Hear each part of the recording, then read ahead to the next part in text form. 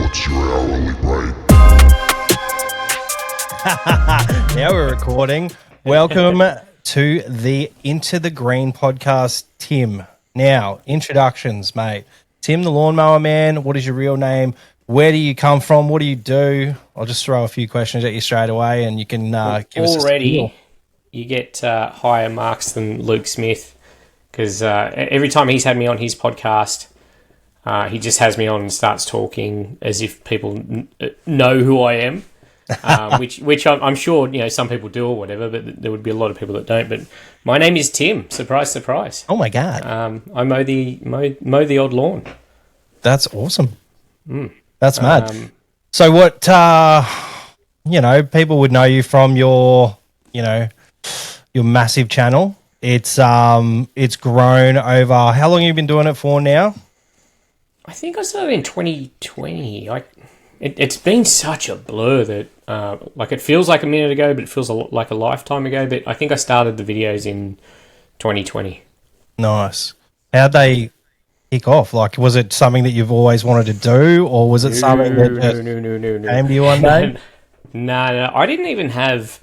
It's funny because people just assume that you seek the limelight if you do this stuff, which that would be my guess.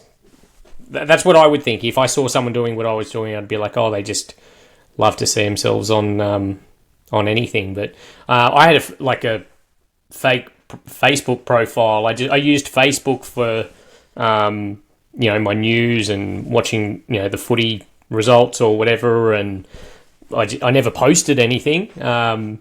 Just a bit of a voyeur. Yeah, exactly, 100%. The background character. Yeah, not even a real name on there because I just wasn't big on any of that stuff. Never have been. The only reason I started posting, when I started, it was I needed some extra coin, as a lot of us do. You start mowing as a second job because it's not my full-time job. I'm a fiery full-time. But because we work shift work, I get days off. So, particularly living in Sydney, living on a firie's wage, most of us have some sort of second job. So, I started. I've always enjoyed lawn care at home. Love doing it. Love equipment. Spent too much money on equipment most of the time that I don't need over a lifetime. I started mowing lawns, and I worked out sort of pretty quickly that the sort of lawns you're getting first up are pretty ordinary lawns, so they weren't fun, and you weren't getting a lot of money out of them because they were basically the scraps that the one that doesn't have one that just keeps cycling through the last guys. Exactly. Yeah. So until you start to build up a bit of a catalogue there, but. I just noticed that the hedging and the sort of hedge reductions were paying, substantially better.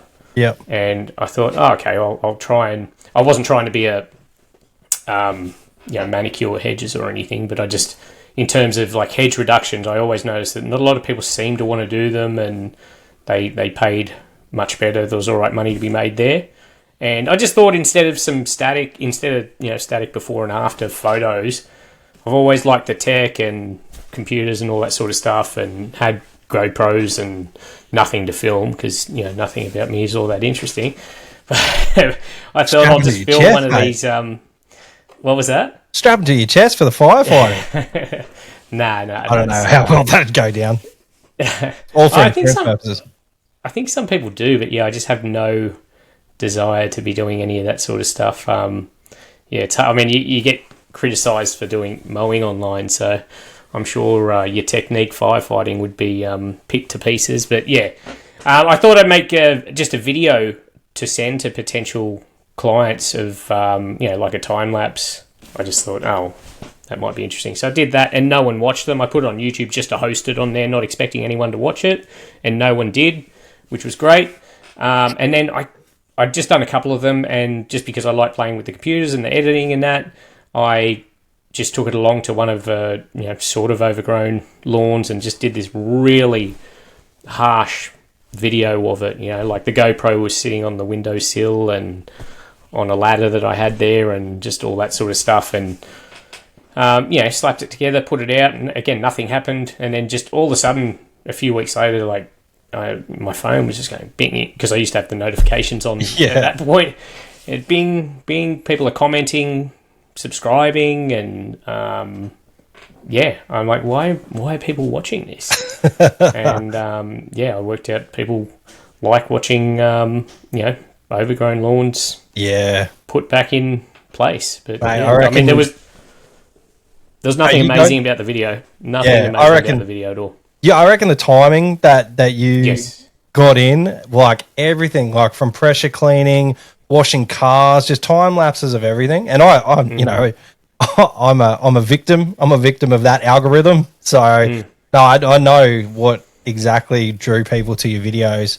I definitely have to admit, though, as you became more part of the contractor community, that's when I started. Like the one I reckon made you most popular among the contractors.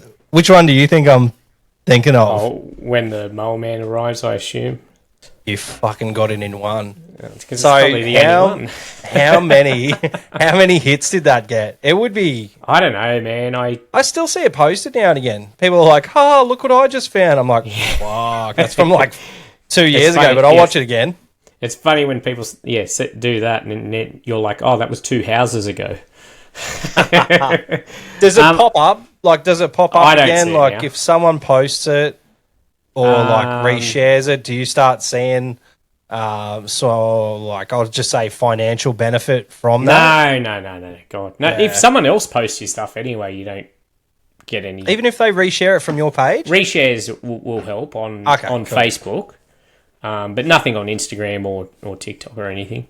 Yeah, okay, fair enough. But yeah, that one did pretty well. Just sort of I think just because it's very relatable for every contractor that it hit the you spot. Turn up, and even the ones that are pretty good, there's always some issue there. You know, there's either dog shit or mate, stuff left out there, and because with what we do a lot of villages, and we'll be sweet like golden for 6 months, and then someone will have a friend over and let their dog shit all over the village, and we won't know, and you don't expect it. No. So you'll just hit some red hot shits just all the way through, and it'll just kill a day, and then it'll go away for another 6 months till it's time for Granny to come visit again. If you're having one of those days too, it's just like it. I mean, unless you've done it, I don't think you really understand. Like, I've seen the comments in it, and the people that hire someone to do their lawn don't really feel like it's much of a big deal, but all the lawn mowing guys completely understand. I had one of my very first, actually it might have been my first regular. The guy was great.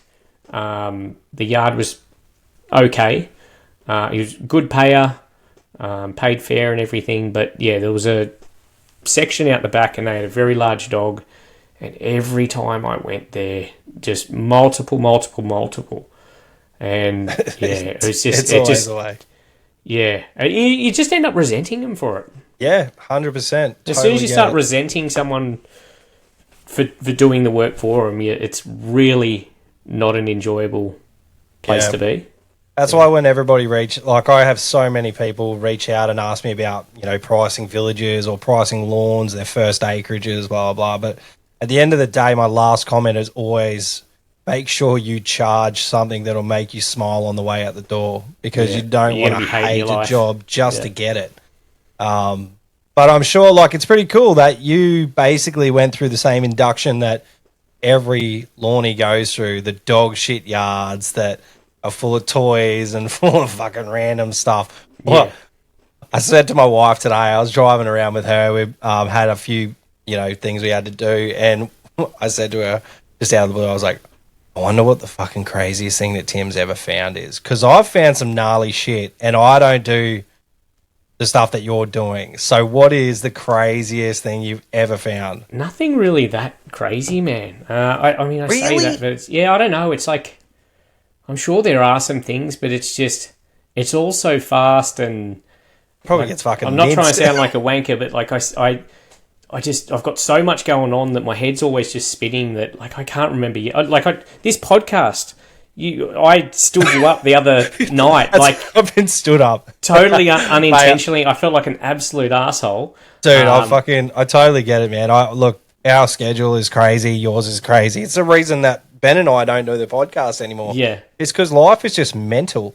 Yeah. And like you said, man, like trying to get by these days, like being in Sydney, obviously you guys are a little bit more expensive than Brisbane. And if you want to be close to the city, it is what it is. But, you know, fucking life is just, everyone's just absolutely balling at the moment, like just trying to do their best. Well, we're an hour from the city. Like, and if it's peak hour, it's 2 hours from the city, and it's still the prices out here, man, are just insane, and the blocks are just they're all those new estates which they're getting smaller and smaller. Some of them start from 270, 80, 90, 300 square meters. Ugh. And the gutters touch. Yeah, and the houses are 90% of the block. Yeah. Which I hate mowing those. I would rather go and do an old style housing commission 1/4 acre block where there's access in, it's big and open, there's not all these shitty little garden beds that have been put there because they have to be put there, and people really don't. I mean, it's the last thought, and I get it because I've built myself before. You've got no money left after you build, and it's the last thing you do. So people often cheap out on it, particularly around here. Yeah. And, oh, God, if I was telling anyone about building, I'd be saying, like, really don't just get, a landscape design online or whatever. Like a cookie cutter. Yeah, because there's so many people that do them and they just, that'll go through for whatever. But it's like, you really need to think about the functionality of it. There's so many of these places because they have recycled water as well. So there's multiple water services out the front. There's also like a recycled pit as well. So you got all these, 3.5 meter setback as well. So there's no front yard to start with. Oh, wow. And you've got that, and then people just slap. Quite often we'll be on an incline. People will just slap grass around these services and next to a retaining wall, and you go to mow them, and you just I won't do them anymore. I mean, I don't do as many as I used to, obviously. I sort of pick and choose the ones that I do, but those are the ones that I'll avoid now because it's like we said before. You end up resenting being there. You're just like, how's your insurance these days? Have you hit a few water mains doing what you do? No, I've been touch wood, been pretty lucky. What have I broken? There's got to be a couple of good windows. No, again, this is what I'm saying. Wow. Yeah, don't jinx me. I know that. No. I'm touching wood right now. Yeah, not under the desk. I don't know how I haven't because of what I do, and it's. I think a lot of it though comes down to there is a little bit of common sense with it. Like there's a lot of shit luck when that happens. Yeah, and I'm sure when it happens to me, I'll be like, "Oh, that's shit luck." But you can't. You'll be blaming me. You generally know where. We should know where your machine throws. Yeah. What way? And it can go out other ways too. And oh god, I'm really jinxing myself here. I know it's going to happen now. It's cool, man. I'll probably go and bust something tomorrow. No, I don't fear it anymore. I feel it's part of the job. Like you see people, I'll take LMCA for an example. They'll say, "Oh, is this my fault or the customer's fault for having rocks in the lawn?" It's just you gotta cop it on the chin. The downpipes, I've busted a couple of them. With the whippy or just hitting them with the zero or something? Yeah. No, again, stupid landscape design, like just turf straight to the house and then around these services. And it doesn't matter how good you think you are with a line trimmer, how tight you think you're being with it, you're just going to get that one that's going to... And you're using a monstrous whippy too. Like that big still. Yeah. Are you still throwing that around? Like, that's a pretty beastie machine. Funnily enough, I don't know why it's funny. I don't know why I said that. It just felt like a nice sort of segue. I was driving home today, and for Turf and Tools, I've got another channel where I show equipment or whatever. Yeah. And I just thought a video for that would be, and I mean, it sounds really wanky because it's like, well, what equipment am I using now? But a lot of people ask in the videos, and that's why I started the other channel, because I didn't want to. Most people don't want to know about that, but there are people that want to know about it. So I thought I'd do like a truck, a ute and trailer and gear setup, what I'm kind of running most of the time. Like, I swap things in and out because I try lots of different things for the channel. But yeah, to answer your question, I've still got the FS240 on there. But I've still sent out the FSA 200R, which is their battery. I think I've got the 131 battery. I've got like the combi. So it's a 130 or KMA 130 131 or something. Well, it's not something like that. We only use it with a hedger. Yeah, battery one. Oh, okay. Yeah, okay. Yeah. It's a good tool. Like, I don't mind it. We used to have the corded, like the umbilical cord version. I can't stand them. Oh, fuck. Yeah. Get it out of here. It's one of those things I can't mess with. Yeah, I tried that early on because I did like I had the AP steel battery stuff, and I tried that, and having a little. I didn't have the backpack one. I had the little the satchel on the side, and I'm just this is just weird, man. It's hard enough for me to find a belt that'll fucking hold me pants up. Around me. Never mind hold one of batteries. But back to that, my go-to at the moment, and again, I've been testing it because I've been making the videos, but I put some 3.3mm line in the FSA 200, and it turned it into a different beast. I was using 2.7 with it, just because their factory head on it, the 3.3 was really tight. Yeah. So I'm like, oh, okay, well, it's probably not meant to have it, and its battery and the runtime's probably going to go down dramatically. But flat out, it's probably a minute and a half, 2 minutes less with the 3.3 to 2.7 with what I was doing. They don't get super long runtime, and that's even with the AP 500S battery, which are super expensive. But it's been a weapon with that 3.3 in it. Like, there's obvious downsides to battery being cost, the amount of batteries that you got to have. Yeah. Another thing that I think people don't consider or really factor into that argument is the fact that you can't get away with 2 or 3 batteries. You got to have a bunch of them. So then you've got to transport all of those things, keep them at a right temperature, ideally. But then there's the theft risk also of having. You know how some people sort of on LMCA and you see they show all their batteries, and you see they got like 30 batteries, and it's like, it looks impressive in that, but that looks like a nightmare to me. Yeah, it looks like leaving. When you leave, they always tell you don't leave your TV box out the front. Yeah, because then people know what you're packing. Kind of the same sort of thing.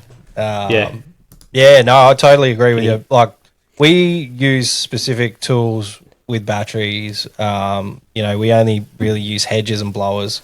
We do have mowers and whippies and stuff, and they only come out at certain jobs. So most of our whippies are petrol, and our zero turns and pushies are petrol. And then we've got one village, but it won't be too much of a problem soon because we don't have that village anymore, which is a bit sad. It was a big one, but it is what it is. We got undercut by a lot. Now I don't really like talking about prices, but they fucking came in cheap. Really? And give me It'd be interesting to see how long they last then. Yeah, well, I mean, the manager wanted us to stay, but the committee was like, nah, we're money's cheap. Yeah, money's money, and look, everybody's a bit worried at the moment, I guess. I'm a bit happy. I saw the interest rates have popped again, so hopefully that's another maybe $100 in the pocket a month.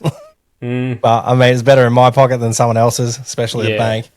But you're not wrong. Yeah, bro. It's crazy.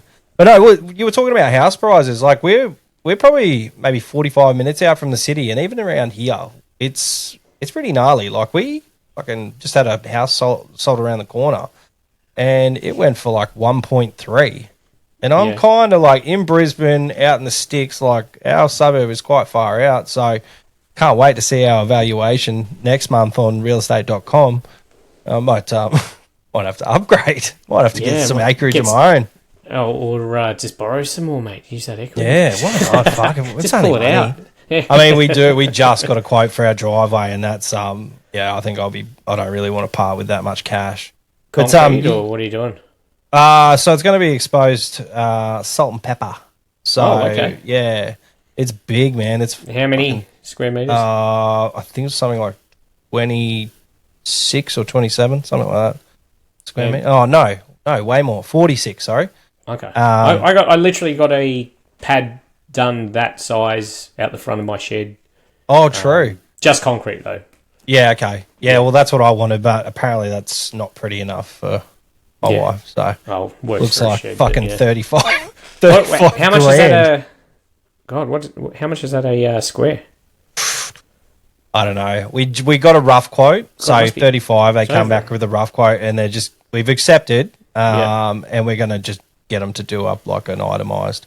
But it's for work anyway. No, it definitely is. Like I have my truck. We're going to get another truck, and I've got a trailer sitting out there, and 60% of my wife's vehicle is work anyway. So, it's legit. Like when you become an actual company, it's so weird. Like it's crazy how much money gets milked out of you as well, though. That everyone's it's a deduction, but all the extras that get milked out of you for it. Yeah. I got no idea what's going on. Like, I have an accountant that, like, obviously everyone does that. Yep. Yeah. And I just probably have to place too much trust in them because it just goes over my head. Again, if I had more time, and I probably should prioritize it to try and understand it more, but I'm just going that I don't. It's a super hard balance though to try and figure out, like, trying to weigh up how much you're working to how much you should focus on the actual running of your business. Like a lot of the time, maybe like 2 years ago, all you ever heard was people saying, "Oh, you have to work on your business, not in your business." And it's like, well, fuck. How am I supposed to make money if I'm working on it? And I do get the concept, but when you're running like a business like ours, if you don't have a tool in the hand, the dollars aren't clicking over really. You can have all the staff out there, but again, I'm another pair of hands, so I can get out and I can mow and deal with enough of the other shit to make the business run efficiently. But yeah, hopefully. I can't imagine running a real business. I can't imagine. Oh, like being a CEO of no, even like yours. Like mine's a business, obviously. Oh, dude! Now I've got a couple of casual employees or whatever, and I can't imagine having to deal with all of that every day. Like I deal with it every day in terms of what I'm doing and my output and that, particularly online. But just the staff and I don't know. It's just very different what I do. Yeah, it is pretty cool though. Like, do you do all your editing yourself? So I've got a guy helping me with YouTube now. Yep. Again, because my issue is, any efficiency I find, whether it be in my setup or equipment or way I film or anything, or getting employees, instead of being like, oh, okay, I've got this extra time, now I can do all the things that I haven't been doing, I end up taking on bigger jobs and more people, and then just the work's bigger, and then you need different equipment. And like when I got my flail mower, for instance, it's like that's cool. It's like it knocks over the job so much quicker now. But now because it does that, I'm taking on these things that I just wouldn't have even considered before, and then with all that comes all the junk that's in them as well, and pruning of the bushes and all that sort of stuff. And all of a sudden you've gone in 4 short years to, hey, I could mow a nature strip and go home, edit it in an hour and put a video out and I'm done, to, oh, I'm spending 4 or 5 visits at this place and got to try and work 2 staff to get there, get a skip in there, and it's like, so I've any efficiency. I'm sure it's wrong, like, but any efficiency I've done, I'm just like, oh, okay, let's go bigger and better. Well, I mean, you kind of have to, because you're playing a game that a lot of people are kind of trying to replicate. Like you and Shawnee, you guys kicked off something pretty crazy in Australia. Well, we don't own it. Yeah, we don't. Of course, no. Like, there's all the American lads as well. Like, yeah. When you've been doing it for a while, you kind of feel a little bit of ownership over it. And I don't say that in like a wanky way. It's just like you've been doing it for a while and a lot of people have jumped on board. But I'm sure people were doing it before me and saw me jump on board. And, But, I mean, I can honestly say that I didn't go into this. I didn't, like, see lawn mowing video. Oh, that looks like it's doing well on YouTube. I might... Oh, free mowing. I'm going to capitalize on that. That guy's doing well. Or... oh, I'm going to go and do exactly the same thing as him. Like, it's just, I literally fell into what I started mowing, was filming it, people started watching them, and then naturally you go down that, ending up doing the free mows, because generally the types of lawns that you're looking for, the people either A, can't afford it, B, don't prioritise, spending the money there, or C, don't care about it. So... yeah. They're not the sorts of lawns that, you would generally... There are some, like if they're it might be a rental cleanup or something, or a deceased estate or whatever. But, for the volume of those sorts of lawns that I go through, you're just not finding them if you're marketing to, maybe it might be a bit different now because I have a bit more reach and I could probably just market towards all that stuff. But...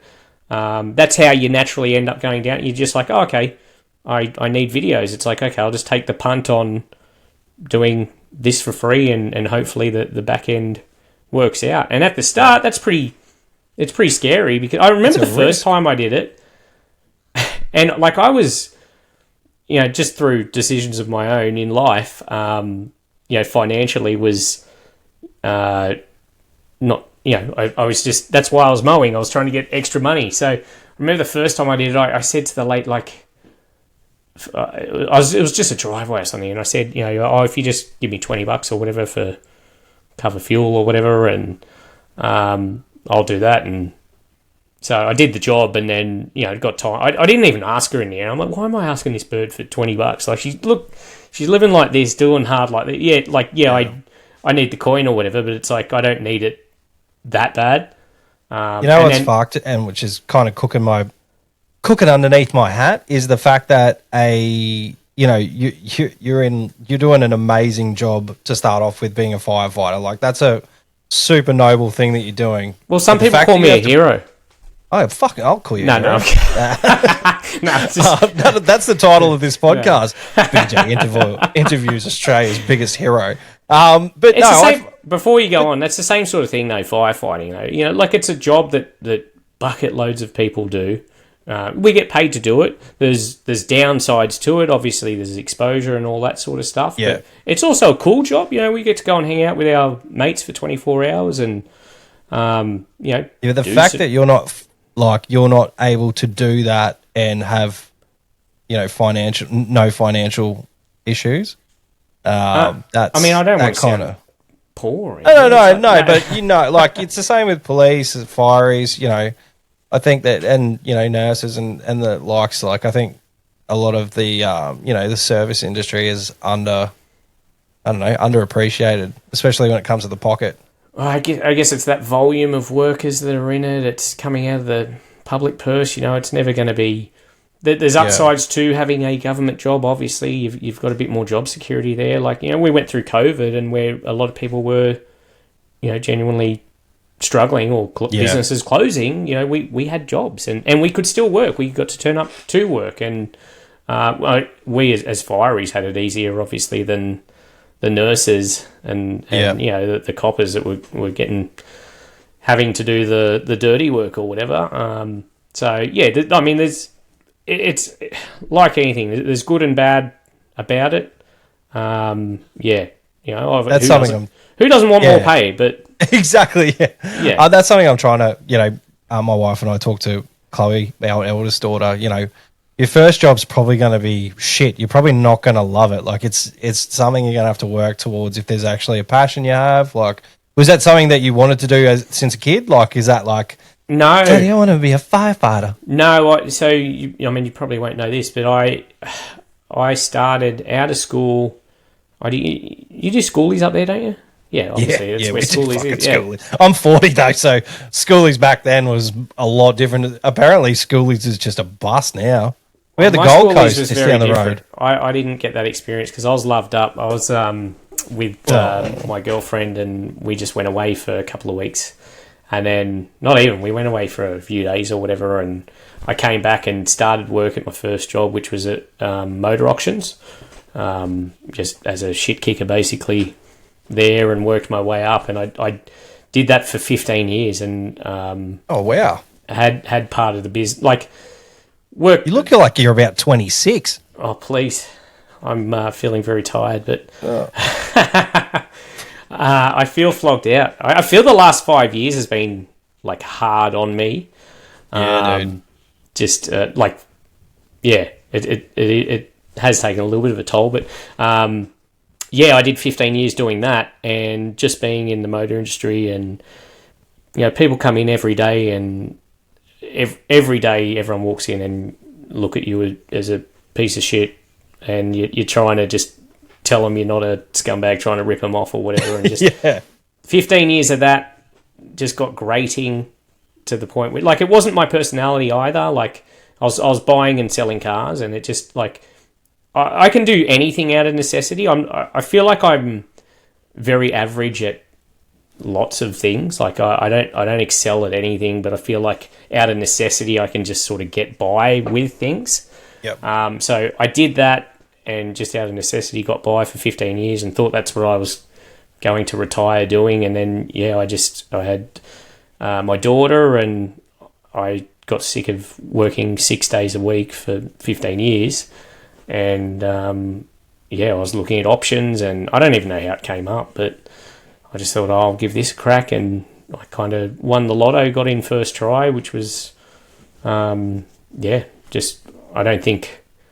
don't think it says a lot about me as an applicant or anything. I think there's I just think, again, being average at a lot of things, I kind of just looked into the process as much as I could and knew what was expected at every avenue, whereas someone else might come in and just go, it's an interview, we'll just have a chat or whatever, but, it's very different to that.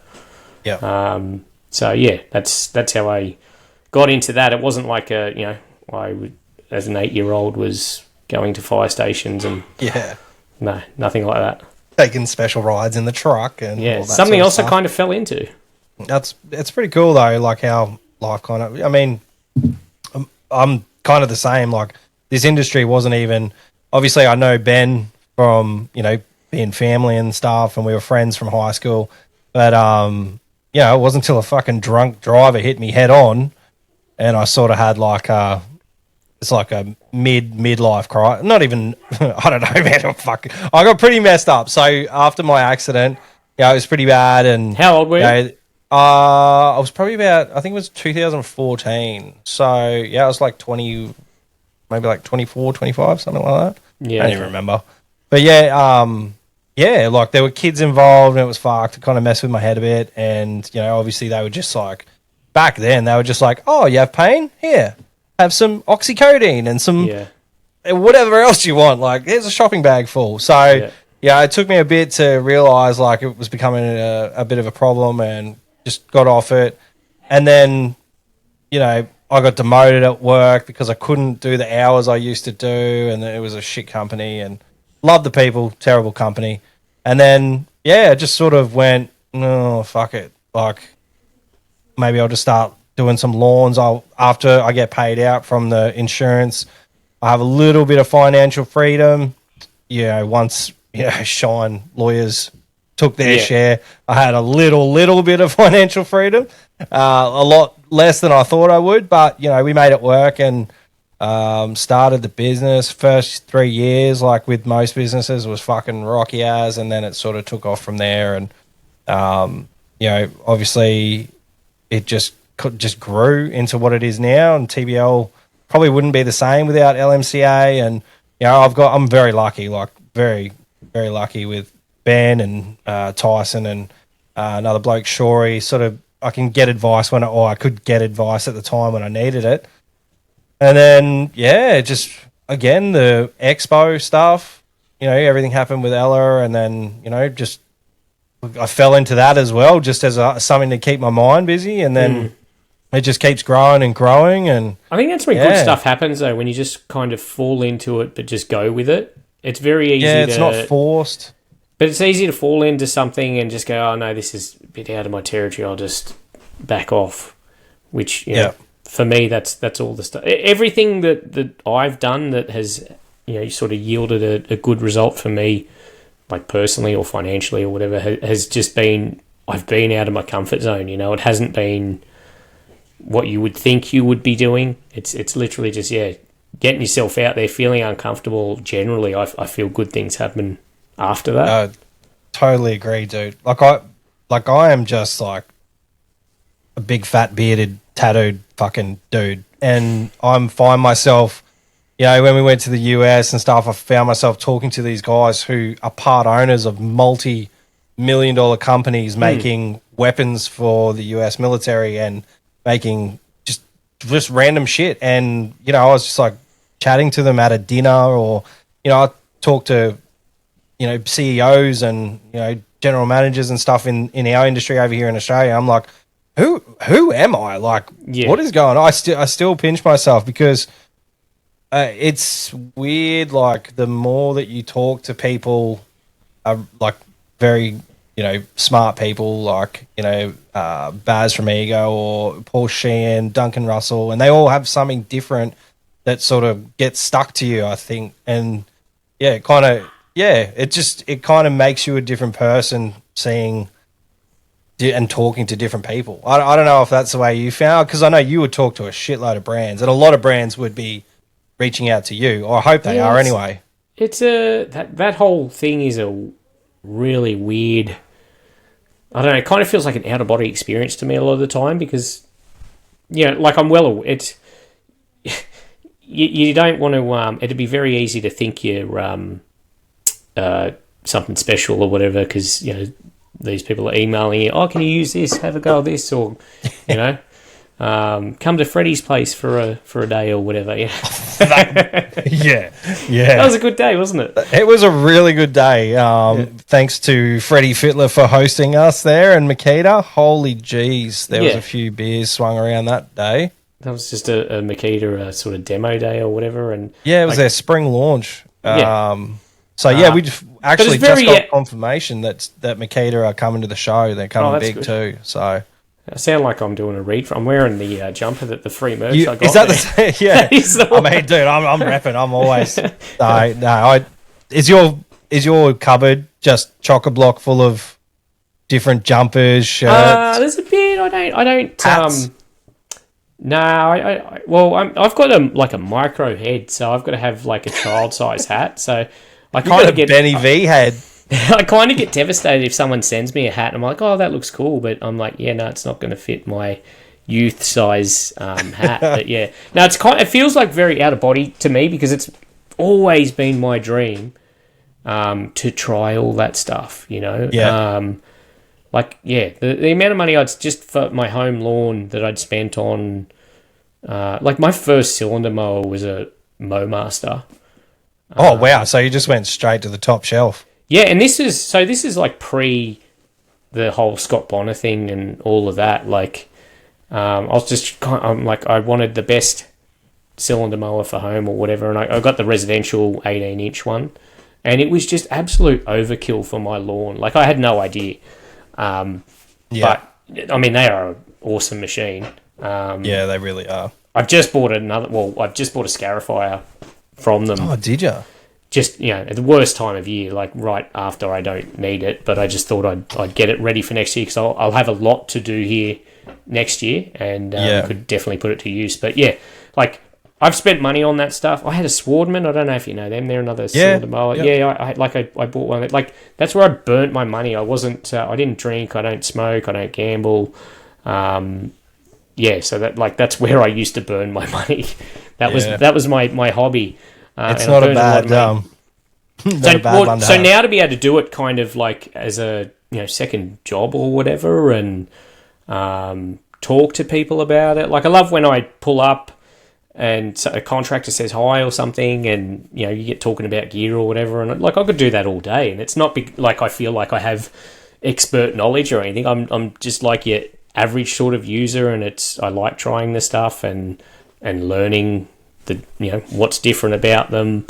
Like I have a really basic knowledge of all that sort of stuff, but I love trying it all. Well, I think that's why you hit home with a lot of contractors, because we all are pretty much the same. Like you do it because you love equipment. We're probably more interested in the efficiency gain and things like that. Like I know everything that you've probably had, you've put through its paces. Like we've obviously seen. But as you know, I mean, you can only do so much. Like you as a person can only be doing so much. So, like, I've got a lot of stuff to try, and I probably don't get to do it enough justice like I have. I haven't got turf and tools still set up like I want to, and it's going to be better this coming year because now I've got my property, and it's a work site at the moment. Like it's Well, the other night when you stood me up, weren't you digging around your shed just to stop the water flow? What? No, I'd come back. I was wet up to above my knees. We've got a creek down the back, and when I say down the back, it's like 400 meters and down a massive slope. But I can use it for irrigation, and I've got a pump down there. Nice. And I just thought I was going to the fire station the next day, and we'd had all that rain.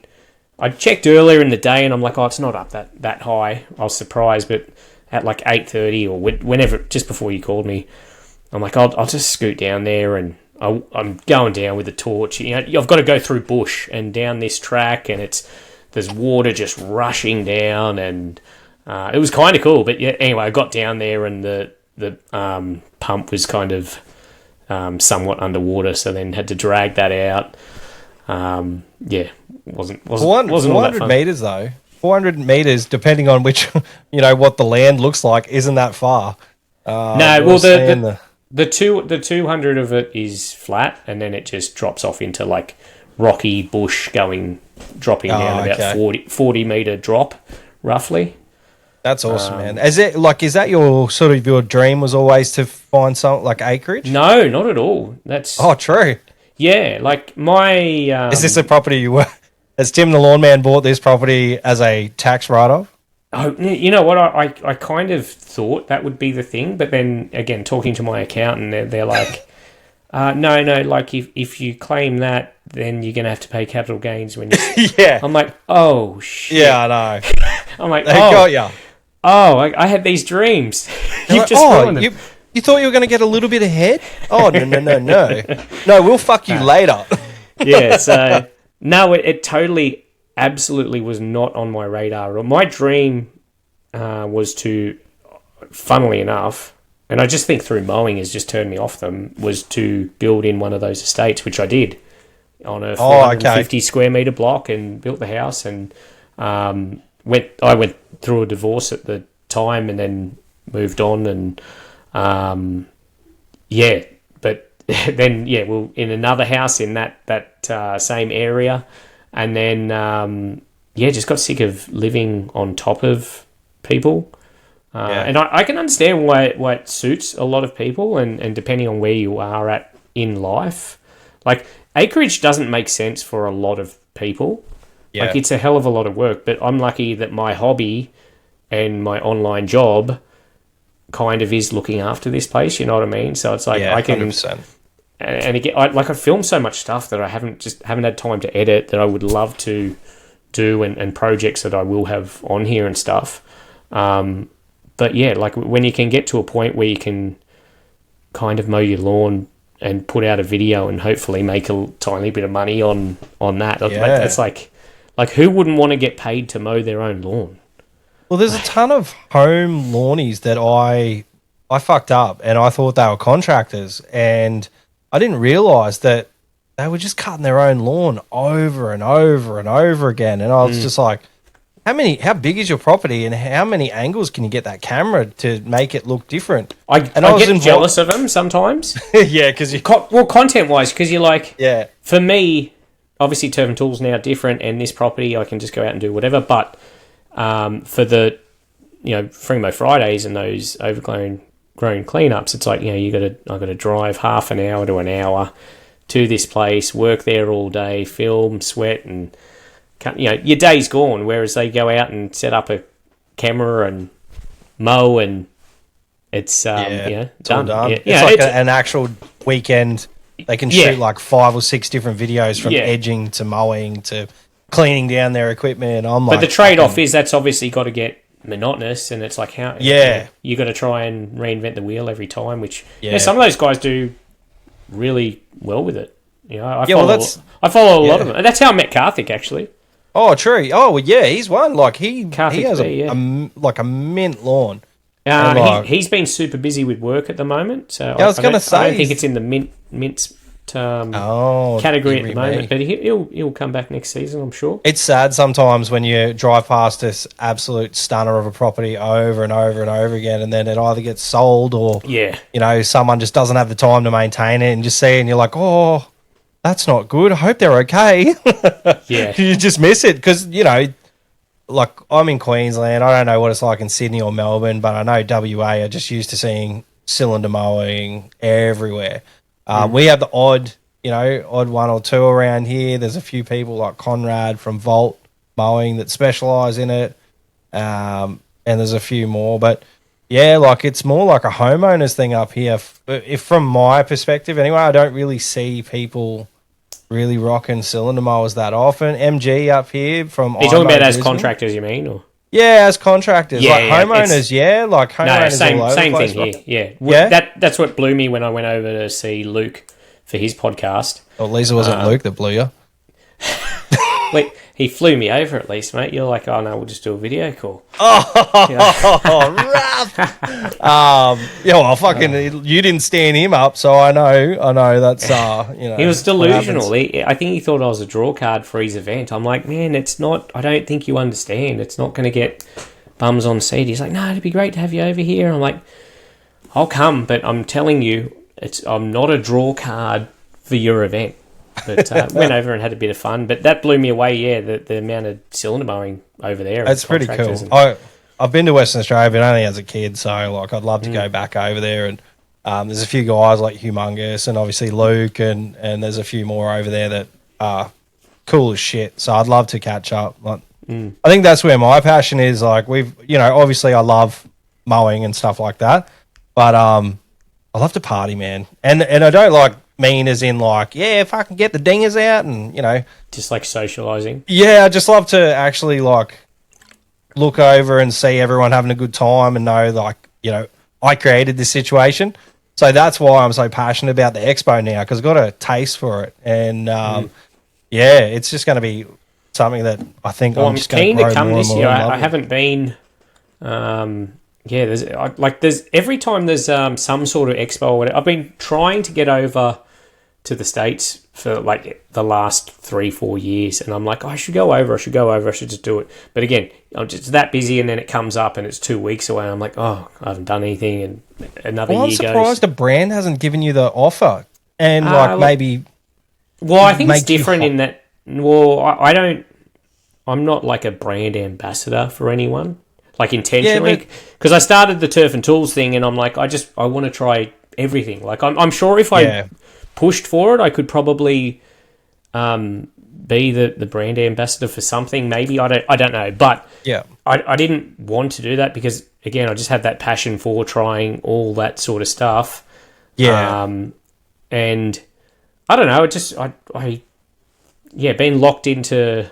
I've got brands that I like and brands that I do a lot of stuff with, and brands that I've never done any stuff with. But I think that would be why. Like maybe if I had some association with a particular brand, but I've kept sort of at arm's length in terms of equipment, really, in terms of being what's the word? Exclusive or whatever? Exclusive, no, I know what you mean. You don't want to be pigeonholed by anyone. Yeah, like imagine if you were like the ambassador for some like ride-on company or something, and that's all you could use, and like Skag. No, but you know what? You know what? I gotta interrupt you there for a second. I know it works, and I don't believe it for me, and I think it's just because you never I don't know, maybe you just undervalue yourself. But me is in trying equipment and people buying stuff or whatever, and not in like a malicious way, but just like me showing stuff and someone going, "Oh, that's cool." I'll go and buy one of them. I bought my V Ride from seeing the shit, and I don't mean this disrespectfully, but I mean like the shitty little video you did around the one of the places you were at. The trees where I like reverse through the trees with one hand. No, I think it was like a tight access. That's all. That's all I used to try and do was like highlight it in those tight access spaces. Yeah, and again, I don't mean it in a disrespectful way, but what I'm saying is from just you showing that on there and it being on there, I'm like, oh, okay, cool, and that's like it worked. I'm like, I ended up purchasing a V-Ride, at full price. There was no discount. There was no, yeah. I was like, oh fuck, you should have hustled that one. But no, but you know what I mean. It works. Yeah, no, I totally like. When I saw you on one, I was like, holy fuck, like that's awesome. I didn't know it was my stuff that influenced you to get well, because you were the only one really in Australia that had anything on it. And that's kind of where the whole turf and tools thing, I keep saying it. Sounds like I'm just... No, plug away. I feel like Expo. I feel like, if you want to look something up, a tool or whatever, generally there's bucket loads of stuff in America, and I just don't feel it's relatable to us. It doesn't feel real enough, if you know what I mean. What they use it on is generally different as well. And then you'll find someone's made a video that's done quite well in Australia. It might just be a home user that's using this thing, and it's like, oh, okay, or whatever. But I didn't really see, and I don't know, I could be wrong, but I still haven't, someone that just does, like lawn mowing outdoor power equipment. As their thing. I got shot down for that at the show. Like people were like, "Where's the fucking shovels? Where's the rakes?" I'm like, "Go to Bunnings." Like this is like I really want to like dominate our space. I don't want to really get into landscaping and things like that. Although I love like the tractor, like small tractors up to like 30, 40 horsepower, something like that. Like awesome stuff. But like I don't want to shit in anyone else's fucking yard because there's already like landscaping shows. There's already Ag Fest and Farm Fest and all, and I just want a show for like really passionate lawn mowing contractors. Obviously landscapers are more than welcome. Arborists again, that's something that I'm not familiar with, but I've had people reach out and say we'd love to cut do trees, some mate. stuff. Yeah, no, they cut trees. I saw it once. But like that. That's the thing. I just don't. Yeah, I don't want to mess with anyone else's thing. But it's no, I think it's power good. equipment is fun. Power equipment. I hope it takes off, and I hope the only downside I see, and I've spoken to you about this, is it's just we get everything 2 years later or whatever, and it's Oh. I'll fucking tell you right now that those times are changing because there's a couple of brands that are releasing like world firsts at my show, which is crazy. Wow. Like I never thought. So, and I've already told them to call you too because I want them tested before they. One of them is Cinex. They are giving away a 42-inch zero turn. It's a hybrid, so they're giving away one of those. So. Is it Cenex or Cenex? I think it's Cenex, isn't it? I always say Cenex, but it sounds like I'm saying that's Cenex. What I said. Oh, okay. All right. That's what I thought it was too. But yeah. It's because Lou pulls me up on it too. I'm like, that's what I fucking said. And she's like, nah, you didn't. I was but a hybrid, you said? A hybrid. So if you jump on, say, this is exactly what you're talking about. If you jump on YouTube, there's one short clip on it. And it was I haven't seen anything for it. And exactly. I'm the target market for that sort of stuff. 100%. That's why I want you to jump on it first because if we're giving one away, like I don't want to jump on it because I can't really film content and post it except for the Lawn and Land Equip Expo, so I can't really like smash one up. I will be going to. I've got a hookup, so I'm going out to do a few videos and things like that for the Lawn and Land Equip. But I think you, as like the stuff you do, I think it'd be fantastic for you to absolutely bash one. And I love trying all that stuff, but I feel really out of place and really underqualified trying ride-ons, and I will try any of them that are put in front of me, don't get me wrong. But because of the nature of what I do, it's not really applicable for what, finishing people that are going to be using as finishing mowers, or, I'm generally throwing them in overgrown stuff. It's where they should be. Like, test the shit out of it. Like, it's it's somewhere, like, there are a few brands because of the US's tariffs. I think there's going to be a big switch up in the market, and we're going to see stuff very early because that'd be sick. Yeah, it is going to be awesome, man. There's so many battery brands and things like that coming out of China that it's cheaper for them to come and test here for a year and then go to the US, and it could be a huge kick for people like yourself.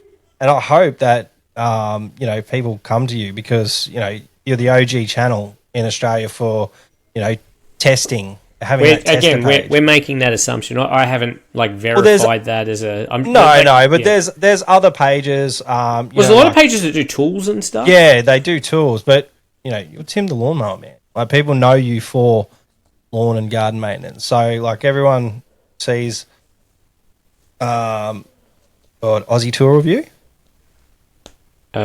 Which I think that's them. There's a guy that lives just down the road from me, Ormiston. Yeah. I got to catch up with him and try and get him on the podcast. He's got a mad following. I can steal some. But yeah, I feel like when it comes to lawn and garden maintenance tools, I think they should be looking at someone like you to promote them. And then, can I be clear too? As I said, I haven't got my stuff dialed in yet. The frequency or the format or whatever. I will. Do you mean video wise or like? Yeah, just number one, fitting it in, finding the time to give stuff enough of a go, filming it in a way that I want to film it, editing it in a way that I want to edit it. Like, I need to find an editor for that so I can just go out and film it and then get someone else to slap it together. Because after doing all that stuff all day, then coming home and having to put it all together and then watch yourself. Like, my God. That's like with the podcast, listening to a podcast back is like, oh.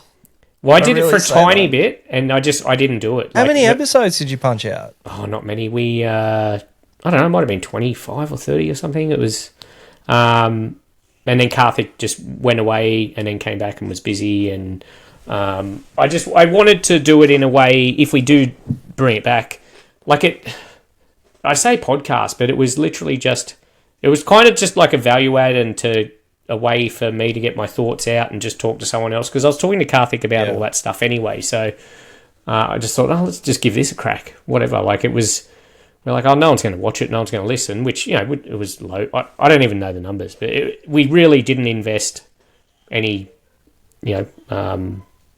big time or anything into it. But it was inconvenient.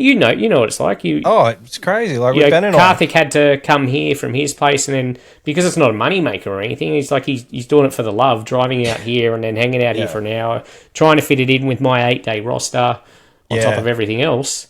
But yeah, like, I remember the first one we put out or whatever. I'm like, I better listen to this through, make sure it's whatever. And then after that, man, I was just bang straight out. I'm not listening to it. Yeah. Oh God, I couldn't. It's like. Until they're posted, and then I might listen to them and then be like, I couldn't even do that. I'm like, whoa, that's bad. I can almost cop listening to an edited version of myself on one of my videos or something, but like just listening to me babble for an hour or something like this, I will never listen to this. Any of Luke's things that I've done, I will never listen to.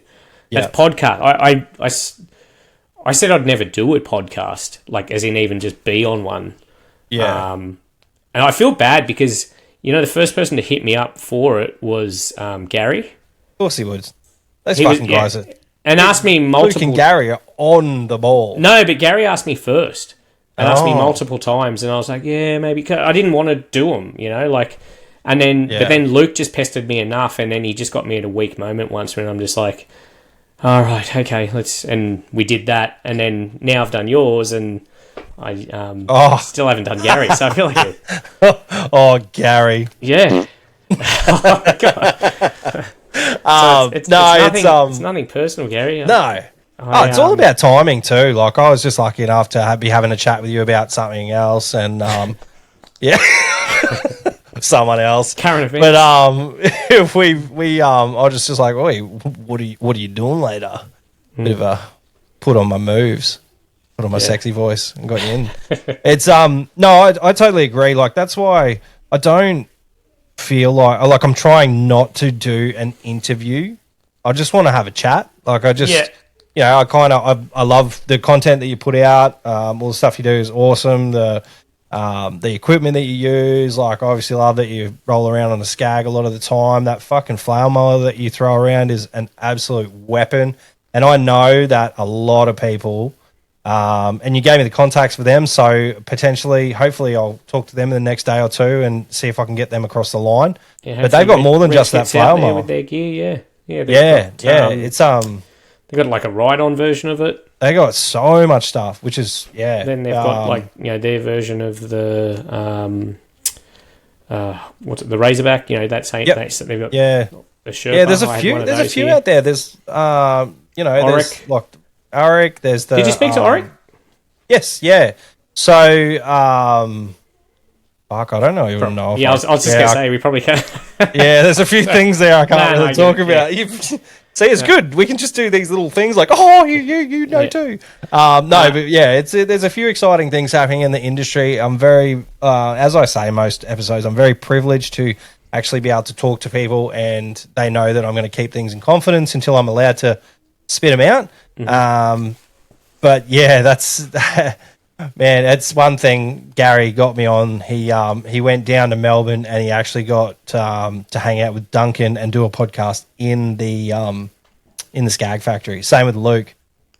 And yeah, I've done podcasts on the Skull Sessions with Duncan and Ben Brown, Robert Shearer when he was on board. He retired last year. But man, the year before. Fuck, time goes quick. Yeah, man, it is what it is. Like, I think that our podcasts are all so different that it's okay if we interviewed the same people. Yeah. Because Luke and Gary are so much more polished than me. I'm just sitting here and I've got like a casting couch behind me. We'd be sitting on that if you were in studio. And yeah, I'll probably have like maybe a kid will run through or something like that. Like, I'm just having a casual conversation. I don't think too many people are watching on YouTube anyway. I think we got a lot more hits when it was Skull Sessions because it would go on Benny's YouTube channel. So he's got fucking heaps of subscribers. So I get like 4 or 5. People are like, yeah, they just listen. It's what it's for. Like, I think like I love listening to podcasts but you know what? I'm not a massive fan of industry podcasts when I'm working. When I'm driving, I'll listen to the boys. Like, I'll listen to Gary or Luke.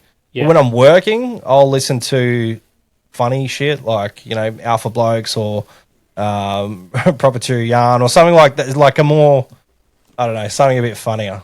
I go through phases where I'm like, I'll be smashing out, the industry ones or whatever, and then it'll just be pure music or whatever, and then it'll just be nothing.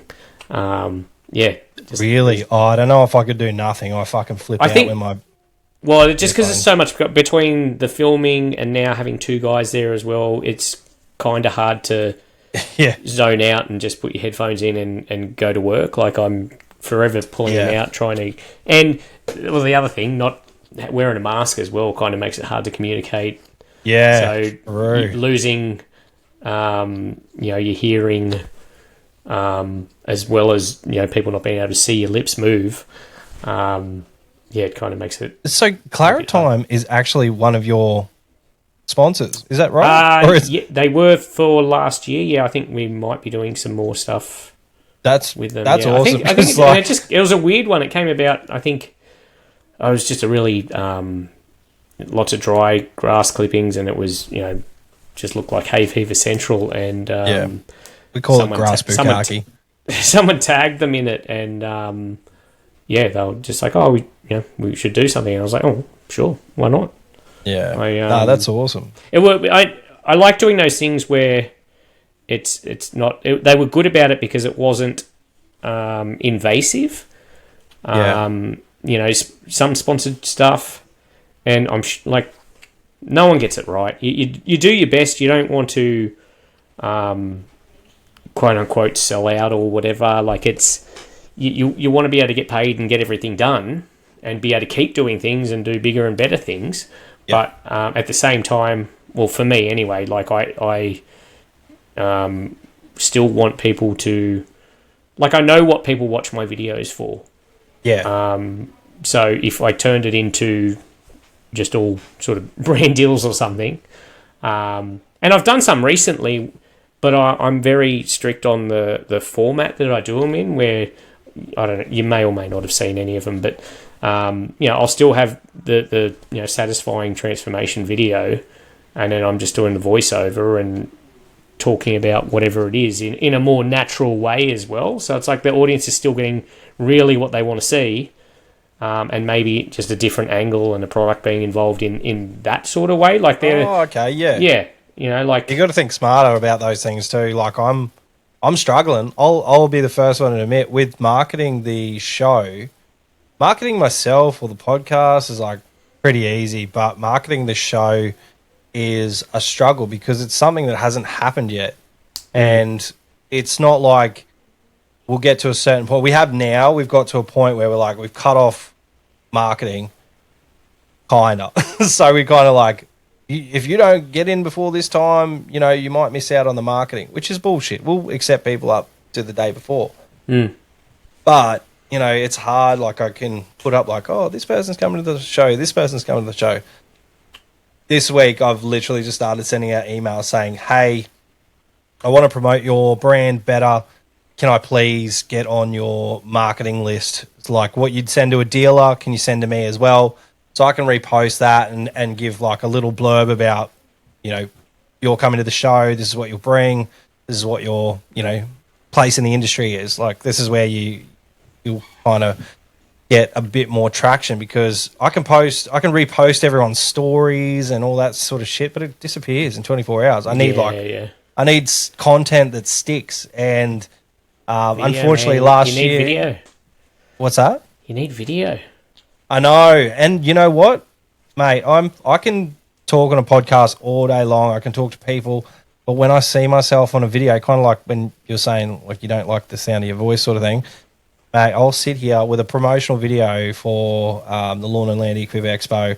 I'll do like 10 or 15 takes, and I'll fucking be like, yuck, this is horrible, and I'll just keep going and going and going. So do I. And then I'll probably pick the first one. Yeah. you do that as well? Like you go all the way back to the first one? It's never the first one. I'm terrible with my words. So the beauty of editing is you can cut those sentences together and look somewhat coherent. But I struggle to get my thoughts out. Like I know what I want to say, but when I start trying to move the mouth, a lot of the time the words just I totally get you, man. I'm 100% the same when it comes to just me being by myself, and just because you do voiceovers, I couldn't imagine like the amount of time. That's easy, man. No, the voiceovers well, because you think like I'm not reading raw. I'll write it down.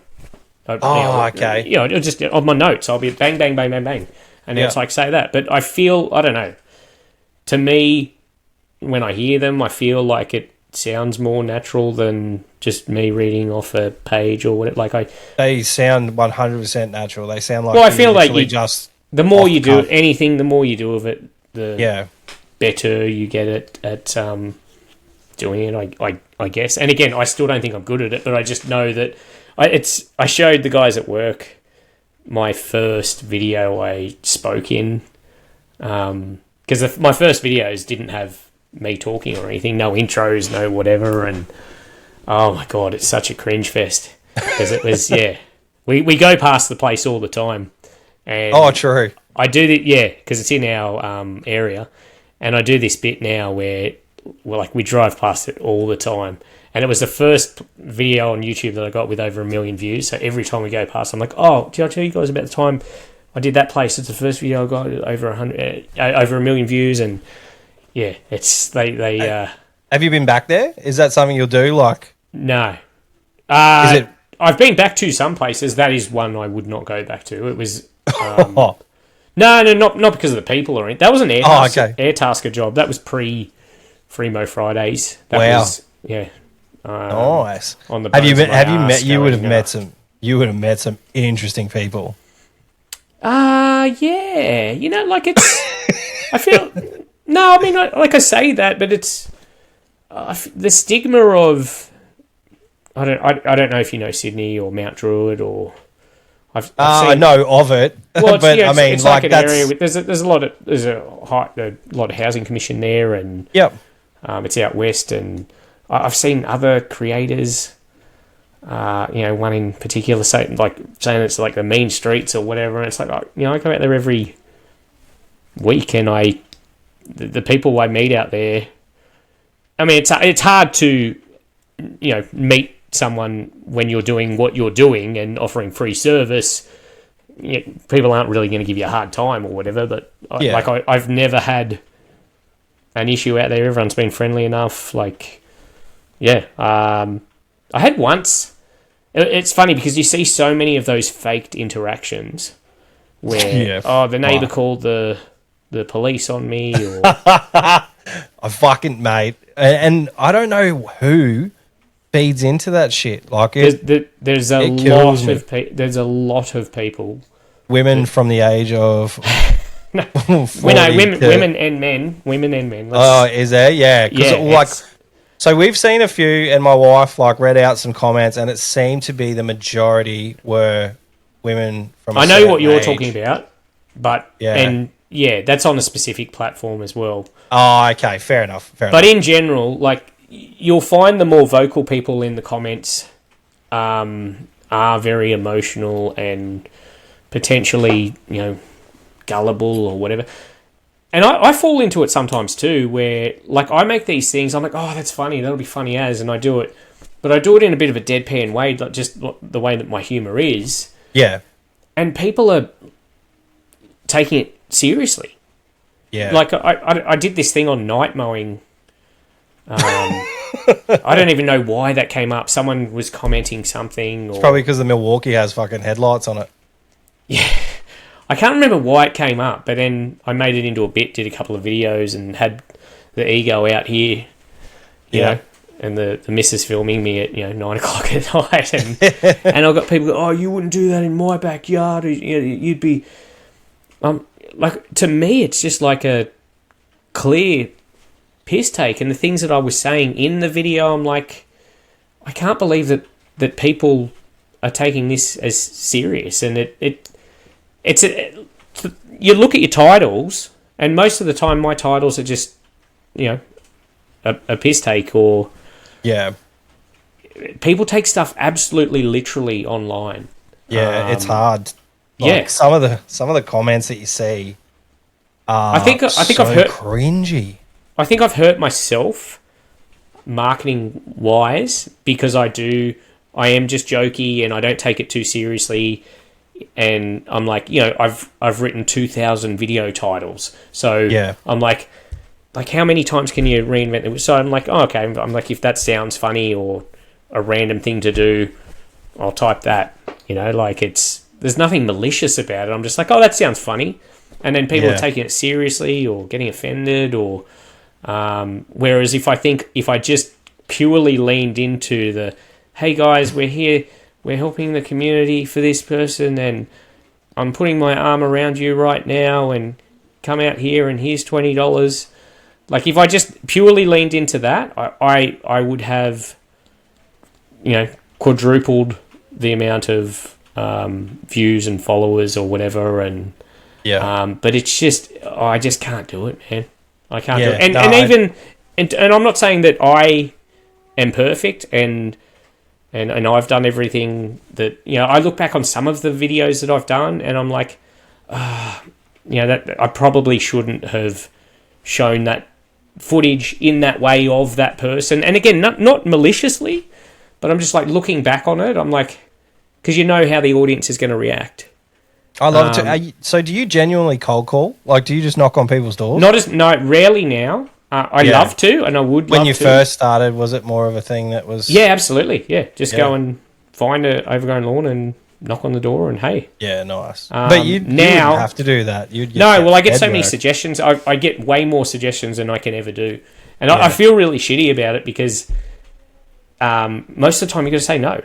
I've got an automatic bounce back message that's like, hey, if you're over 30 minutes from this area...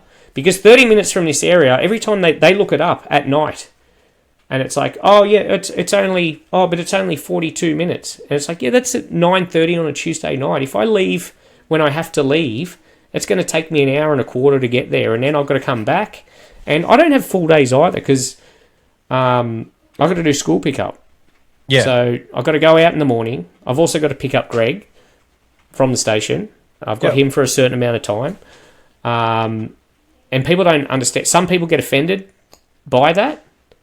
And, I get a little bit testy sometimes because you're like, I've got this automatic bounce back. It's written out, sorry, don't be offended. I can't help if it's over. And it's like, oh, yeah, they really turn on you when you say no sometimes. And you're just like, man, like, you can't help everyone, or you can't be everything to everyone. But it wouldn't work. I have to keep it more local. And when I say half an hour, it ends up being 45 minutes if I'm going out to Mount Druitt or something because of traffic. Yeah. So you burn an hour and a half in travel. I've still got to go to the tip after that, pick up Greg, drop him off, and do school pickup. Like, oh yeah, because you take green waste away. Yeah. That must be no slash and dash. How come? Oh, that's another question I've got. I've got some questions over there, like. Because my missus, this is a new desk, like no one can see it, but this is a mad new setup that I got because I was encroaching on her space apparently. She didn't like it. But some of the crew on LMCA, I'll reach over here and grab this. Hopefully I don't fuck anything up. Here we go. I'm looking down. Sorry, I'm just sending a message to the missus. Sorry. Yeah. But yeah, how come you ditched the truck and went back to a ute? You know what? The timing of this, it's almost like you've set it up. But I've got a massive announcement. No, it's not a massive announcement or anything. But I'm looking at getting back into a truck, funnily enough. Yeah. Nice. Yeah, which sounds bizarre after having one, getting rid of it, getting a ute. I'll still be keeping the ute, that's the thing. For the smaller jobs or, just smaller lawns I do around here or whatever. I hate towing, man. My life's just changed a lot since I sold the truck, like completely, like my property, my setup, my business. Like I have Greg now. So because I have Greg now, actually I've got another guy that helps out. Yeah, I saw it on your Primo Fridays post with those new Schmick shirts. Yeah, new logo. It's I love that. I mean, that's not something I was going to say, send me a shirt, I'll wear it. But then I'm like, I don't want people to be fucking chasing me down for Primo on a Friday. Well, Greg was kind of excited about him, and he was all amped because he's been with me, I don't know, 8 months or something, and I haven't got any shirts. And it not because I don't want to or I've been cheap. It's just it's one of those million things you just haven't got to. And then when I did it and spoke to the company is so good about it. They bang, bang, bang, send the mock-up, send them out. Awesome, done. I'm like, why didn't I just do this? I know. Yeah, there's lots of things like that in business. You're like, but yeah, I've got Greg. Oh, sorry. Yeah, Greg was saying, can I wear it on the way to work or whatever? And he catches the train to work, and I didn't want him to wear it because I don't want, like, if there's some shitbag kids that have seen TikTok and know Fremo Fridays, because like we get noticed when we're out there. Like I get noticed out of. I went to look at a truck. A second-hand truck, just to I'm comparing second-hand, new. All that's what I want to do. Yeah, and I was in actually this jumper. I'd come straight from work, and the guy's like, "Oh, I know you. You're on." Like the guy was 65, and he's like, "Oh, I watch you on TikTok." I'm like, I wouldn't have picked him for the TikTok market to start with, or that he would have recognise me. I've been recognised going into an automatic fire alarm at a church in my full setup, just minus helmet. Really? Yeah, it's like bizarre. Wow, that's awesome. So I didn't want him to. I don't want him to wear it on the train because I don't want anyone to hassle him. Yeah. Yeah, No, that's fair enough. But you do have a good reach to a wide, like, my daughter, she knows, like, she's 14. She's like, I know Tim the Lawnmower Man. I was like, asked her about other ones, and she doesn't know. Like, TikTok's nuts, man. I can't find traction on there. Like, some of my videos are around, like, 25 to 30,000 views. There's, like, one or two, and, like, obviously I'm only gathering Australian sort of contractors. Like, I feel my market's quite local now as well. The platform in particular is the biggest roller coaster. The other ones are a lot more stable, like Instagram. Facebook's very up and down as well, like video to video, but at least you feel like it's generally, I know that every few videos something will pop off, whereas like my TikTok at the moment, I don't even look at the numbers because they're just, if you got caught up in that, you would just like, well, because TikTok in Australia, like, because there's no creator fund. No, you don't get paid for it. So it's just like it's not a brag, but it's like part of your resume, I guess, when it comes to I only did it. I only started doing TikTok again, like back to the start. What we're saying when I fell into this, like I started doing it, and then people started watching those mowing videos, and then I kept doing that, and I was like, it's on YouTube. I'm like, most of the people watching these are in America. No one's going to see me do. My family's not going to see this. My friends aren't going to see this. Like, who cares? So I kept doing that, and that kept growing and growing, and then I started trying to get more jobs, just normal jobs in like Facebook groups and that. And I'm like, I guess I better start a Facebook page. So I started a Facebook page just to advertise or whatever. And then I'm like, I better start an Instagram page. And actually, no, sorry, I did TikTok first. Instagram was last. Oh, really? Yeah. And the only reason I started like Instagram and TikTok was to try and feed people to YouTube. Because like, if people ask what I do, I hate it when people are like, oh, you're an influencer or you're a TikToker or like, I don't know. I cringe at just those names, which I mean, it's what I do or whatever. But I definitely don't categorize myself as a TikToker. It's like TikTok is just one of the platforms that I put my same video out. That's also on Facebook and Instagram and YouTube Shorts. Like I'm not doing trends and dances and like. Do you see? No, not at all. Yeah, Charlie D'Amelio. Do you see when you first started? Did you see like a bump? No. From like when you No. That's the most frustrating thing. It's like you fuck, that sucks. So you build up all these YouTube was first, and it was the growth was constant, and that's the one that's monetized, so that's what's paying the bills. And you're like, I'll use these other ones to feed it, and the other ones went off. And there's 1.7 or 8 million on Facebook and TikTok. I think Instagram's got 1 million or something. But the people that are there, they watch there because they want to watch there. Yeah. They're not watching TikTok because they want to be watching a 45-minute lawn mowing video. They're watching TikTok because they want to flick through every 15 seconds. And TikTok has grabbed anyone with some sort of like ADHD or something by the balls. Like I love TikTok and I hate it at the same time. Because it fucking grabs me and I can't get away from it. And I find myself like, I'm like, the worst thing for me is concentration. So I'll get a notification on my phone from a customer. I'll jump on, I'll have a look at their notification, go, all right, I'll go right back to it. And then I'll see like there's a TikTok notification and I'll click on that. I'll fucking see you in half an hour because I'm not coming back for a bit. It's just one of those things that gets you. They've done well. Hands on. As someone that makes videos for it, I hate it, but it actually is my doom scrolling platform of choice. Yep, me too. It's just they just serve you up that stuff that I don't know. They know what you're going to watch. Yeah, I guess and then they'll throw in a random. They throw in some random shit. Like I was cruising through, I was looking at like cooking videos, I was looking at some mowing videos, and then all of a sudden there's a guy walking another guy on a leash in a gimp suit, and I was like, "Oh fuck, what have I done here?" Scroll past it quick because I don't want my algorithm to get used to that. I think overall though, like I think it's bad, like because you end up seeing a lot of the time the stuff that you watch is because you don't like it. And I know for a fact, like you said, a lot of contractors love you and love. I know that for a fact. I've had some weird messages, man.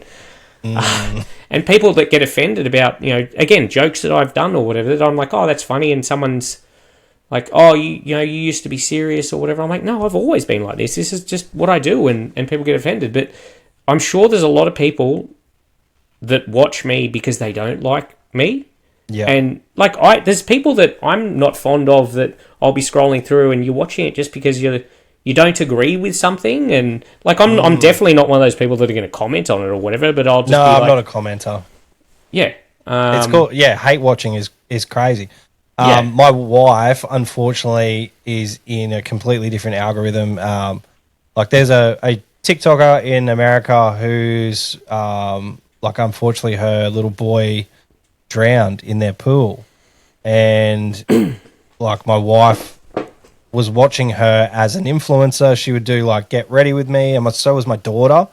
And now, because she's been watching those videos and how it's progressing, and she'd be really upset and things like that, it's just led her down a path of just the same thing happening to other people, and it rolls on. I can see how it could potentially be like quite dangerous for young minds that get caught up in an algorithm that probably wasn't something that they would have ever thought to look at, and then it just becomes part. You sit there and it puts you in your bubble, doesn't it? You're in a bubble, does. And my bubble's probably different to yours. We might see some of the same stuff. I might pop up on your feed every now and then. You might pop up on my feed, but the more general stuff, that's where we've kind of moved to as well. Like followers, as much as people are like, oh, it's amazing you got 1 million followers. Like the currency for that isn't worth as much anymore, in my opinion, anyway, because it's more like an interest-based thing, because they keep serving you up things that, in theory, you're interested in because you watch them by the metrics that, he's watched 60% of this video or more, we're going to serve more of that. And you don't see as much of the stuff that you have followed. It's purely just, what you are, in theory, interested in based on, watch metrics, which, again, as I said, can often be a lot of negative stuff because you're just kind of drawn into it.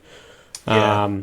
Or even rage bait. And again, being totally guilty of rage baiting, but, I feel like in a comical way. There's no malice intended. Mate, I totally get it. Like, I do some videos and stuff. I'm like, because you got to watch out. Like, you could get cancelled in a heartbeat. Like, obviously, I don't want to harp on it, but that shit that happened with... I don't know that you could. I don't have a big enough following to get cancelled, really, but... No, not you. I'm just saying. Apparently, it's not that. Apparently, it's harder than. Really? You would imagine. Yeah. Oh, okay. Know. Well, that's good to know, especially this podcast. I don't know. I feel like cancelling.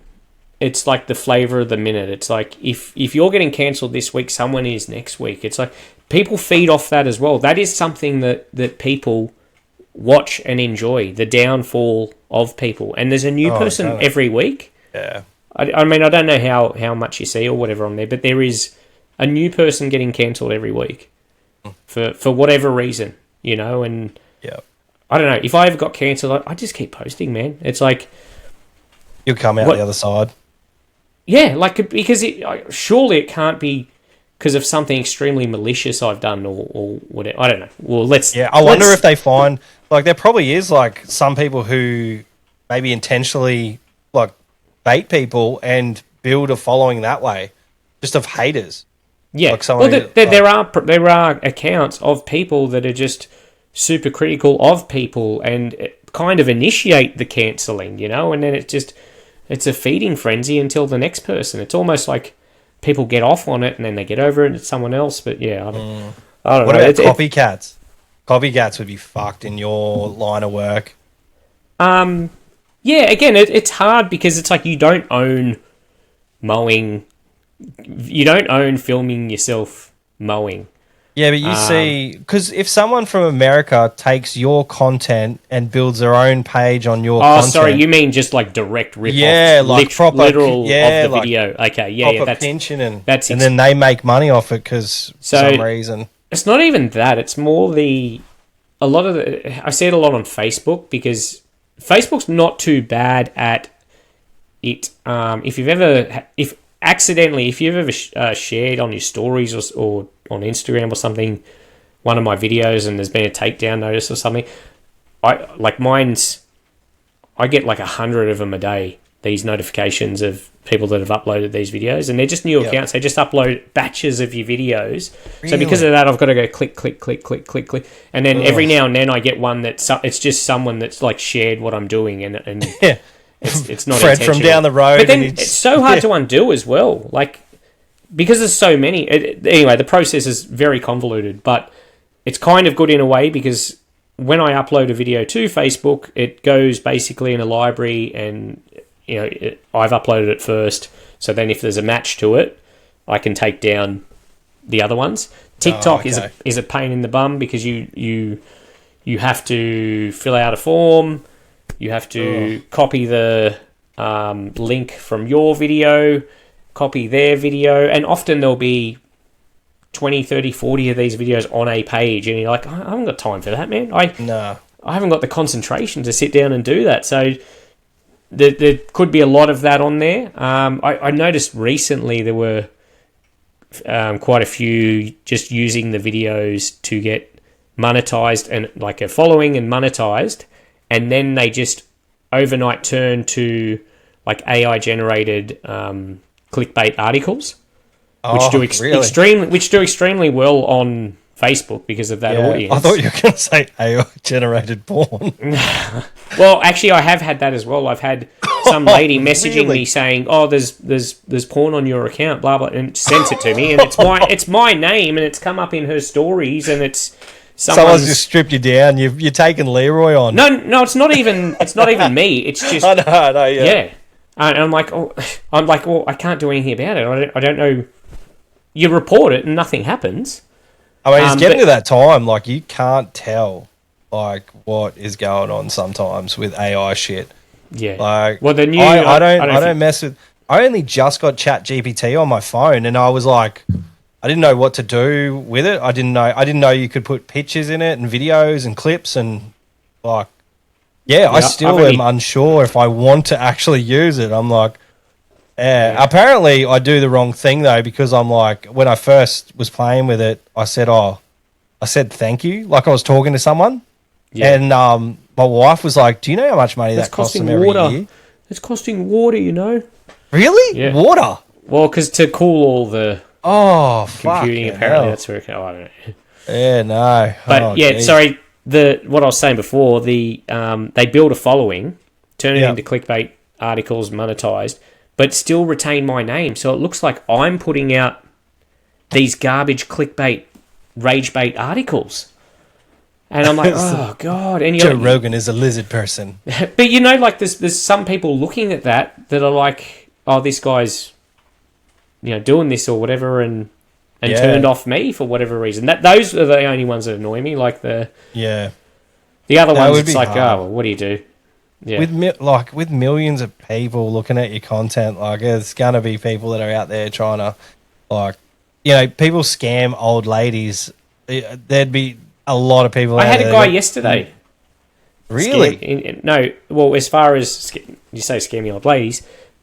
One of these things came up in my feed, and I looked at the video, and it was a Fremo Fridays I did 3 years ago, and it was a really crudely cut together of the before and after, and it was on this guy's mowing page, like where people steal other people's photos. I'm like, he's stolen like my before and after, and the voice on that and there, and it was a local guy.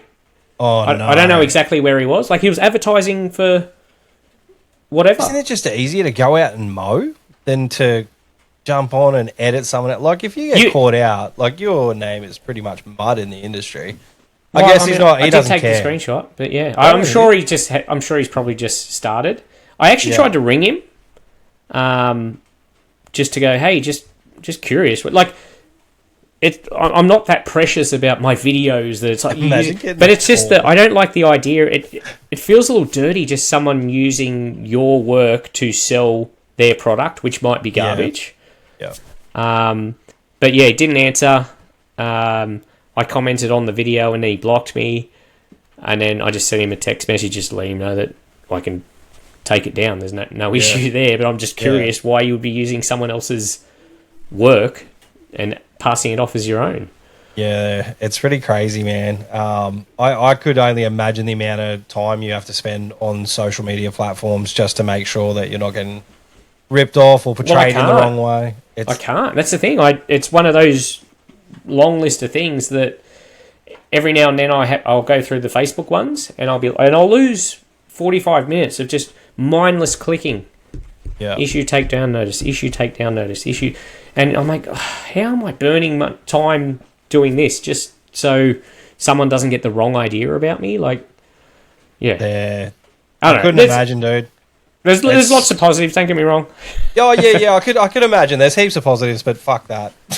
it's just very easy to come across as a complaining person. No, like I think online. everything you're saying is valid. Like I'm completely with you, and like I feel like obviously once you put yourself out there, it's game over. Like I just feel like it's very unrelatable to most people.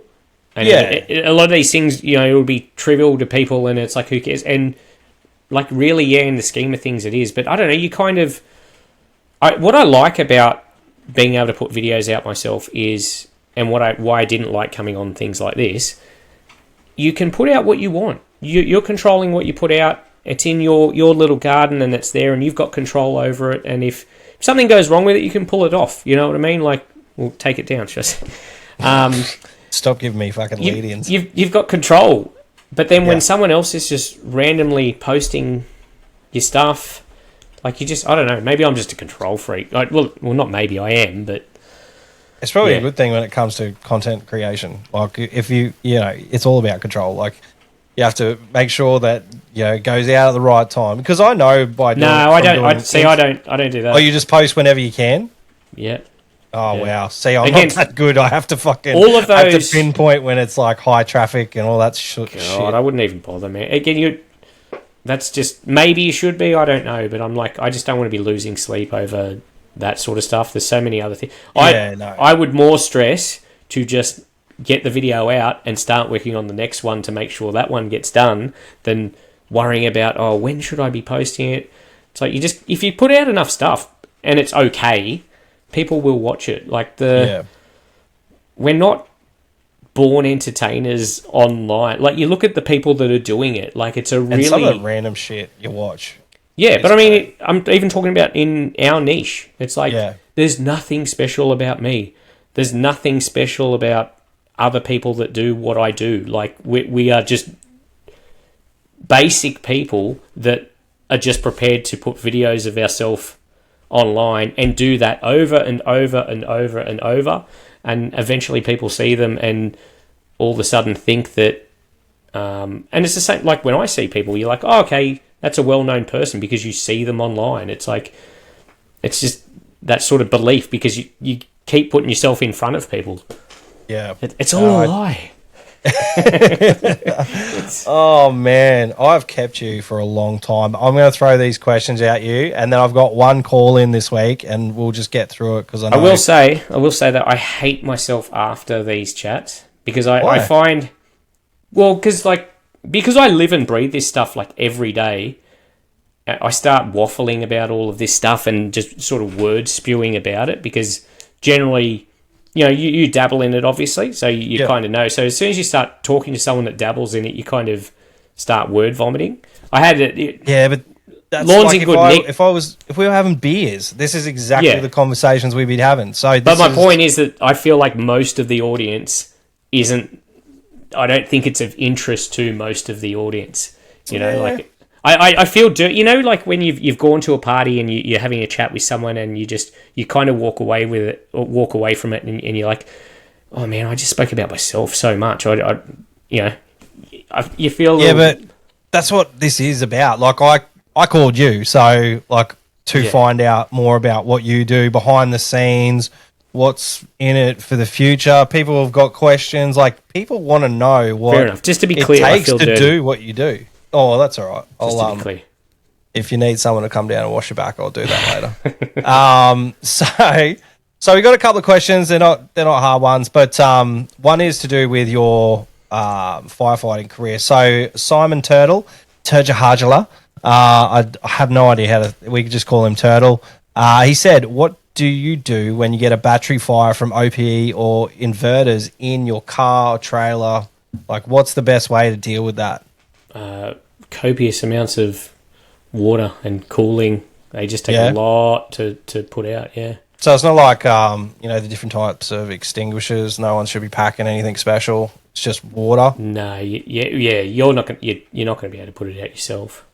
Oh, okay. So just fucking call 000. Yeah. And sweet. store them ideally in a place that not next to your bed or. I think I got some special battery powered tools next to my bed. I can tell you now. No. I mean, I've generally found, just from my own personal experience and seeing online and everything, that it more so has been off-market chargers, batteries. Yeah, okay. Whatever. When people start to muck around with things. Or just cheapy stuff. Yeah, exactly. Not to say that hasn't happened with other ones, but that's kind of one of the. Well, every battery brand has got a knockoff these days, so. Yeah. Some of them look a little convincing, but yeah. Yeah. So, and with the price of batteries, I can understand how people then go on Amazon and go, "Oh, this is appealing." Yeah, or Temu or Alibaba or something like that. That is one thing I personally wouldn't be using aftermarket stuff for. Just me personally. Have you done you haven't done any tests with? No, there's no science here, man. There's no science here. Oh, that's sweet. And Might Big get a J Thompson. Watch out. That's about it. He just wants to know if your putty's ever coming back. Well, again, if I can do it in a format that is sustainable and doable, maybe it's like something like this with Karthik and I over the interwebs or something, so he doesn't have to travel. It's hard once you do it with someone face to face. When you do it over the phone or over like a platform like Riverside or something, it is actually hard. Like Ben and to have a conversation when you are so used to having that person in the same room. Yeah, you get to see their body language and all that sort of stuff, and it is very different.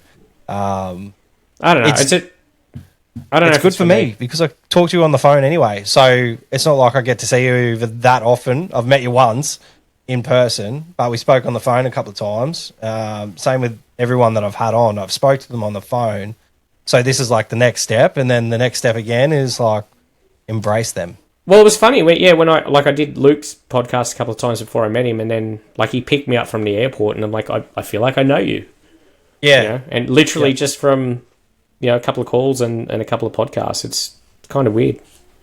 Yeah, it is weird sometimes when you meet people that know you and you feel terrible because you don't know them, and they know so much about you.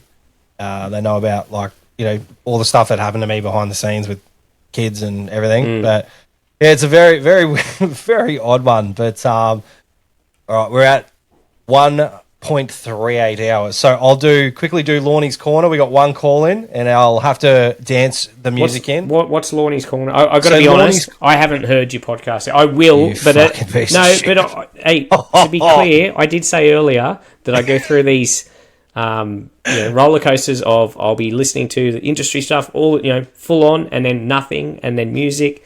And right now I'm on the nothing, but I'll be back into the podcast. So I'll be fair enough. I get it. I get except this one.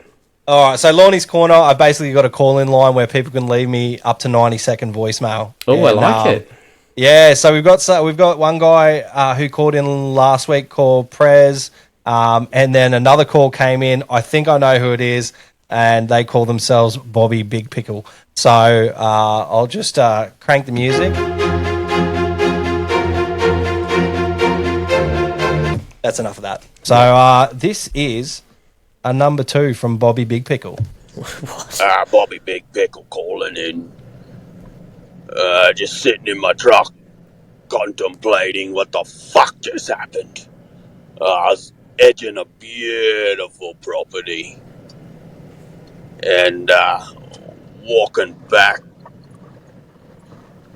with utter precision, and behind me a customer has snuck up, and I fucking collided with them, and we have tumbled to the ground.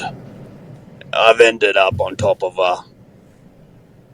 her, under the big pickle, and I don't know what the fuck happened, but we got a date tonight, so I'm after a bit of advice. Where do I take the girl, and what does the big pickle do? And that is Bobby Big Pickle.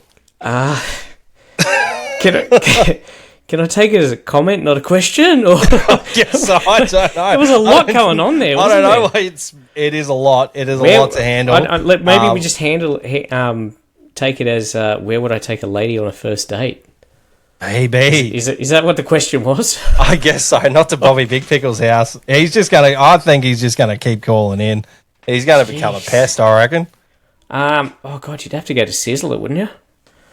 Yeah. I don't know. Do you guys still have Sizzler? I don't think we have, but yeah, it'd be nice in fantasy land. Oh dear. Oh well, man. Thank you so much. This has been a big podcast. This is. I'll do my own outro music if you want. Yeah, do it. You want me to do that? This is Primo Fridays. This is Primo Fridays. If you're Wait, it's a banger. Here it goes. Fridays now